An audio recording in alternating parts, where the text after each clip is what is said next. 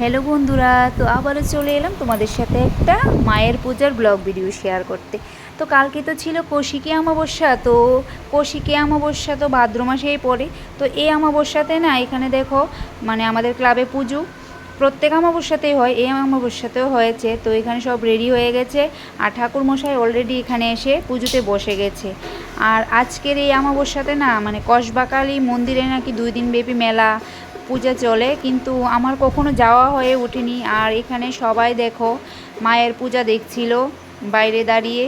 আমাদের পাড়ার সব মহিলারা মানে পুরুষরা সবাই এখানে উপস্থিত। তো এখানে পূজার নিয়ম চলছিল, দেখো ঠাকুর মশাই মানে শান্তির জল ওর কাছে দিয়ে দিচ্ছিল, ও সবাইকে ছিটিয়ে ছিটিয়ে মাথার মধ্যে দিচ্ছিল। আর সবাই এখানে আমরা দেখো দাঁড়িয়ে পুজোটা দেখছিলাম। আর ঠাকুর মশাই অন্যদিকে পুজো করছে। তো দেখতে থাকো পুজোটা।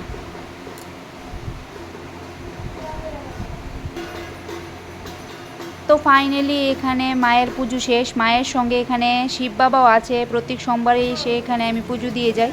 আর এখানে অন্যদিকে দেখো আমি প্রসাদ দেওয়ার জন্য আমরা সবাই মিলে প্লেট বেড়ে নিচ্ছি। আর সবাই প্রসাদ নেওয়ার জন্য এখানে দাঁড়িয়ে আছে। আর এক এক করে প্রসাদ বাড়া হবে, তারপর সবাইকে দেওয়া হবে।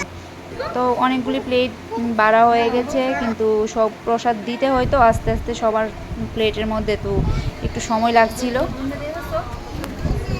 তো ফাইনালি দেখো আমাদের প্লেট প্রসাদ মানে ভাড়া হয়ে গেছে। তো এখন মানুষকে দেওয়া হবে। তো এক এক করে সবাইকে দেখো আমরা প্রসাদ দিয়ে দিচ্ছি।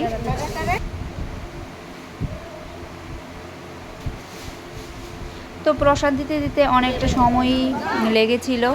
তারপর দেখো আমরা 3জন বাকি ছিলাম। তো আমরা 3জন লাস্টে প্রসাদ নিয়ে বাড়িতে চলে এলাম। তো সবাইকে ধন্যবাদ।